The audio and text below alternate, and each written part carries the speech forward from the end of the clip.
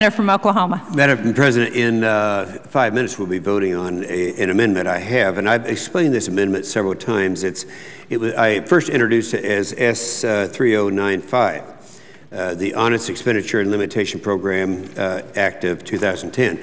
Let me say what it is. We'll be voting, if this goes down, on the McCain amendment, another amendment, just like we voted on before.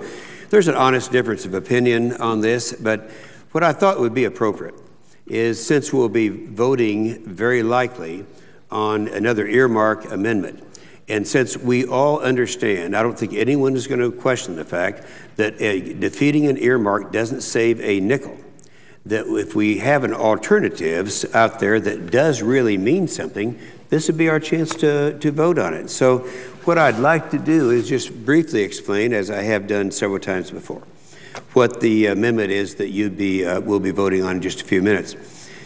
Some time ago, President Obama came out with his program where he said, in fact, it was during the State of the Union, I believe, that I plan to freeze non-defense discretionary spending at the 2010 levels.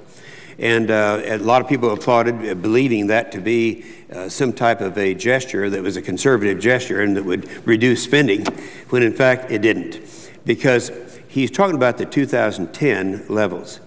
So that's after 1 year it has been increased by 20%. So what he was saying is, we're going to raise the non-defense discretionary spending by 20%, and then freeze it. Well, rather than to raise it by 20% and freeze it, the real fiscally responsible thing to do is to go ahead and freeze it at the previous level.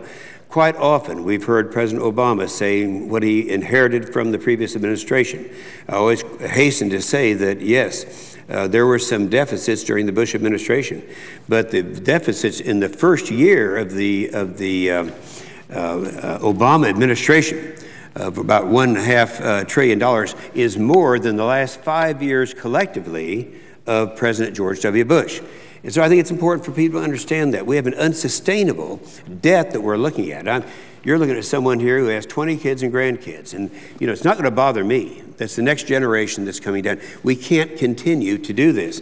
And so I thought, yes, it's a nice gesture. A lot of people out there think that you can eliminate earmarks and eliminate funding. That has nothing to do with it. You don't save a nickel. But you do with this. If you would pass this amendment, we would be able to effectively reduce the expenditures over a 10-year budget cycle of just under $1 trillion. So what we're trying to do is have a freeze discretionary spending at 08 levels for all non-security appropriations, worded the same way that President Obama's effort was worded. The only difference is that we use the 08 efforts, 08 spending level. Now, we have a lot of co-sponsors to this. I would just hope that people would seriously consider that if they really want to reduce spending, this is your chance to do it. And with that, I'll yield the floor. And I believe we're parliamentary inquiry.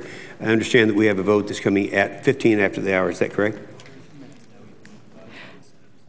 There are 2 minutes now, evenly divided on the senator's amendment. All right.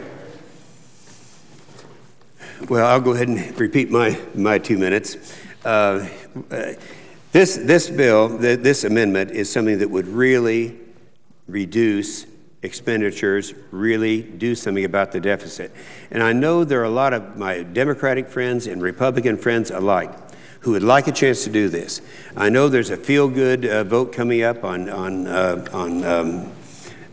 earmarks, but that doesn't really reduce anything in terms of the expenditures. If you vote on an earmark and you defeat the earmark, it doesn't cut the amount of money, but the underlying bill will go back to some bureaucracy. It can be the Department of Interior, it could be Department of Environmental Protection Agency, it can be any number of departments. Then an unelected bureaucrat will be making that decision. It was interesting the other day when on a 3-part series, Sean Hannity had on his program 102 earmarks.